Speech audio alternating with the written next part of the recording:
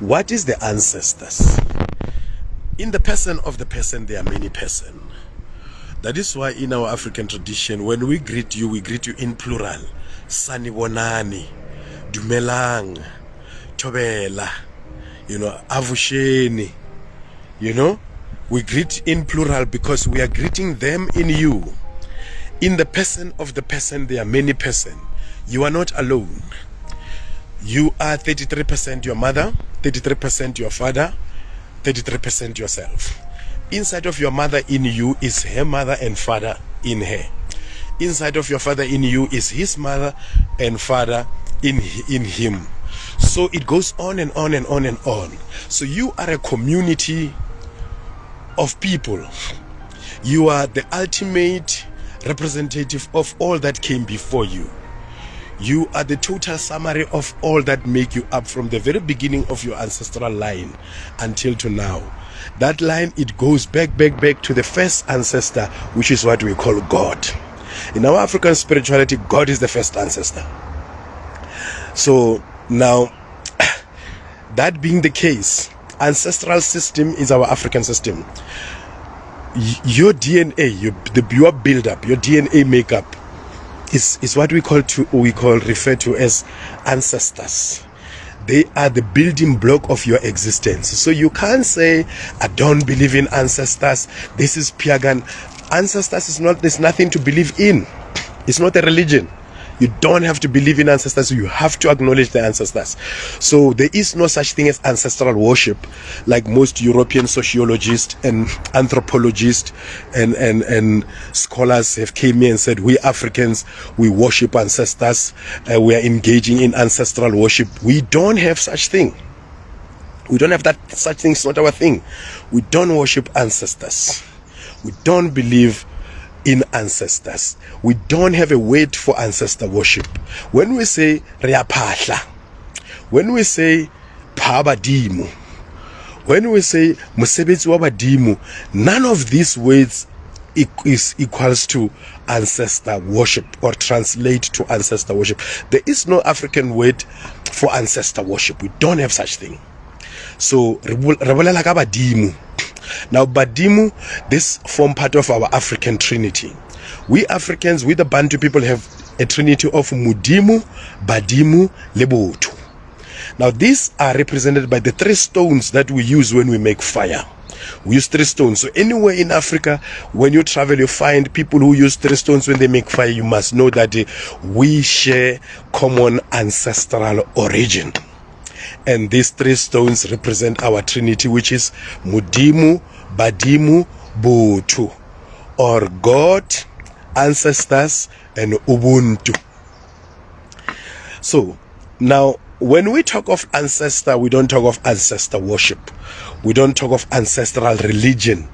We talk of a true homage that one pay to his foreparents who lived before him. So acknowledging that those who came before you is not a worship, it's a homage. So we don't engage in ancestral worship. We don't worship our ancestors. So it is a misnomer and misrepresentation of African facts that we need to clarify.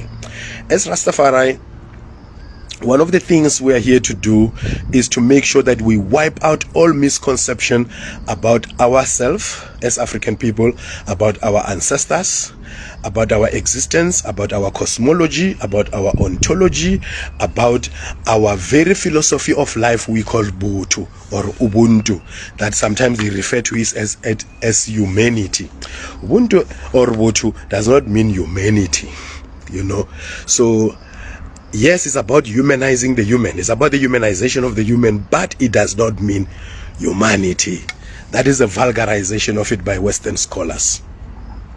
So now when Rastafari youths come up and say they don't believe in ancestors and come up and read the Bible and start to mention ancestors of other people, Abraham, Isaac, and Jacob, basically nobody who is written in the Bible is alive.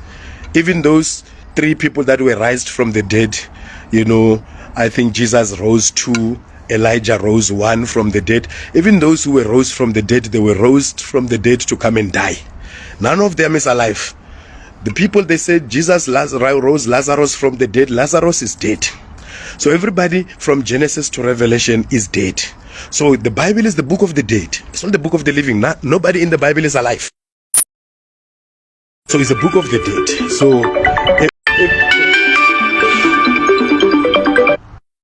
everybody who is mentioned in the Bible is dead. So if you saying making reverence to the dead and remembering your dead foreparents is paganism and evil, then you are deeply and highly brainwashed.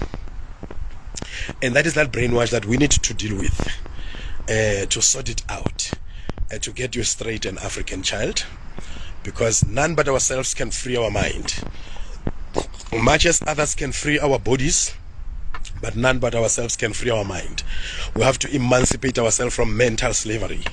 And mental slavery begin with what we believe about ourselves.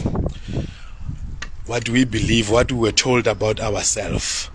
That is what we need to make sure that we wipe out completely out of our mind. And then we set ourselves in the path of African Renaissance, in the path of African realization, African self-determination, and African freedom. It is important. Otherwise, we will remain a laughing stock of other people. Let me show you. This is now a way to Iskumbuto, which means